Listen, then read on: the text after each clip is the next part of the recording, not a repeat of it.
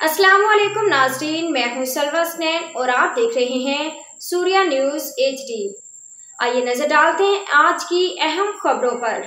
Town municipal corporation Manghopir chairman साहब ने मंगोपीर में होने वाले फुटबॉल टूर्नामेंट के लिए खिलाड़ियों में यूनिफॉर्म तकसीम करने की तकरीब से खिताब करते हुए कहा कि यह टूर्नामेंट इलाके के नौजवानों के लिए एक मुस्बत सरगर्मी है जो न सिर्फ उन्हें खेल के मौके फराहम करेगा बल्कि सेहतमंद तफरीह और इज्तिमाई हमाहंगी को भी फरोग देगा।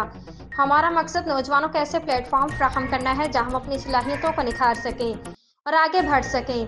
खेलों की तरक्की के लिए ऐसे इक़दाम जारी रहेंगे ताकि नौजवानों का मुस्तकबिल रोशन हो।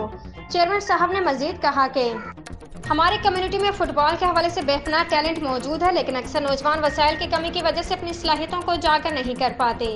इस टूर्नामेंट के जरिए हम इन नौजवानों को एक प्लेटफॉर्म मुहैया कर रहे हैं जहां हम अपनी काबिलियत का मुजाहरा कर सकेंगे और अपनी मेहनत के जरिए इलाके का नाम रोशन करेंगे। आज के लिए इतना ही। मजीद खबरों और अपडेट्स के लिए देखते रहिए सूर्या न्यूज़ HD।